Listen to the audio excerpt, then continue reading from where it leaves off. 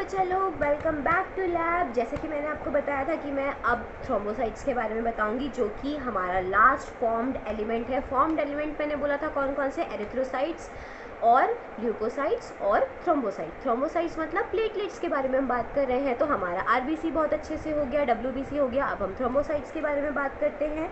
तो ये smallest of the form element, मतलब ये स्मॉलेस्ट होते हैं। ठीक है, अब इसका जो नंबर है, ब्लड नॉर्मली कंटेन्स 1,50,000 3,50,000 प्लेटलेट्स। ठीक है, इस तरीके से हम इसको काउंट कर सकते हैं। मैंने आपको बताया था एरिथ्रोसाइटोमीटर करके कुछ होता है, एक मशीन आती है जिसमें कि आप कहीं ना कहीं, अगर आपको एरिथ्रोसाइट्स यानी कि आरबीसी का अमाउंट जानना है, तो कहीं ना कहीं आपका एक ब्लड सैंपल आप लोगे, उसके बाद में ऐसे क्यूब्स बने होते हैं उसके ऊपर। ठीक है, आप उसको उसके ऊपर रख दोगे और उसके बाद पर क्यूब, मतलब हर क्यूब में कितनी आरबीसी आपको दिख रही है, तो वो अप्रॉक्सीमेटली आप मल्टीप्लाई करके निकाल सकते हो कि आपकी आरबीसी का अमाउंट आपके ब्लड में कितना है। ठीक है, तो इसी तरीके से ऐसे बहुत सारे सेल्स के लिए, सारी चीज़ों के लिए ऐसी मशीन्स डेवलप की गई हैं।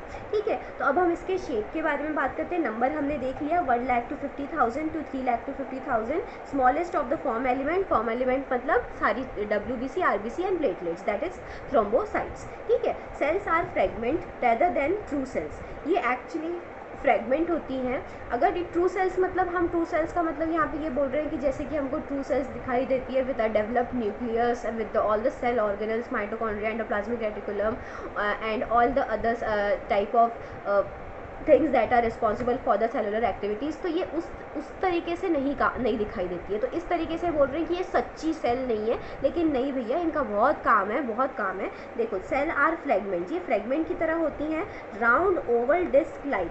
इनका ना एक्चुअल में कोई शेप नहीं होता। जिस तरीके से मैंने आपको बताया था डब्ल्यूबीसी का भी कोई शेप नहीं है, मैं अमीबॉइड शेप बोल रही हूँ, दैट मीन्स इनका कोई डिफाइनाइट शेप है ही नहीं।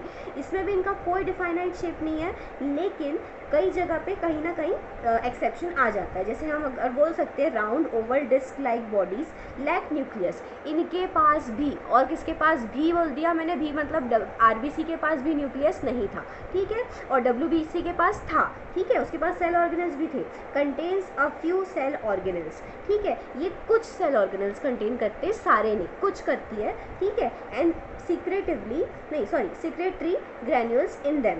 ठीक है, उसके बाद में इसके पास सिक्रेटरी ग्रैन्यूल्स होते हैं। ठीक है, ऑब्वियस ही बात है, ग्रैन्यूल्स होंगे तो उसमें एंजाइम्स होंगे।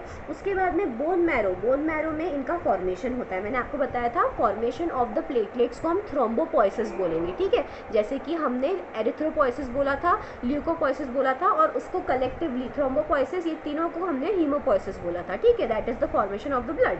ठीक है, तो जब बोन मैरो में ये बनती है, इनका फॉर्मेशन होता है, तो इनको बोला जाता है मेगा कैरियोसाइट्स। ठीक है, ऐसा लग रहा है कोई महारानी का नाम है, मेगा कैरियोसाइट्स। ठीक है, इनका जो लाइफ स्पैन है वो 1 हफ्ते का होता है और डिस्ट्रॉय हो जाती है इन द स्प्लीन, यानी कि आप समझ लो जैसे किसी की कब्रिस्तान समझ लो इनका। ये लाइफ स्पैन है इनका 1 वीक तक का। अब इनका कब्रिस्तान कहाँ जाके मरेंगी, ये डिस्ट्रॉय होंगी स्प्लीन में और लिवर में। कहाँ जाके मरेंगी, स्प्लीन में और लिवर में। लाइफ स्पैन 1 हफ्ते का है। इनका नाम मेगा कैरियोसाइट्स है, बोन मैरो में बनती हैं और इनमें न्यूक्लियस नहीं होता। कुछ सेल ऑर्गेनल्स इनमें होते हैं, इनमें ग्रैन्यूल्स प्रेजेंट होते हैं, सिक्रेटरी ग्रैन्यूल्स। ये इनका कोई डिफाइनाइट शेप नहीं होता, और सेल्स जो है फ्रेगमेंट बोलना चाहिए, फ्रेगमेंट्स टाइप की दिखाई देती है rather than the true nucleus. ठीक है, तो ये था एक short video about the thrombocyte, about the platelets. In the next video we are going to start the human circulatory system, so please keep watching the videos guys and do subscribe the channel. Thank you.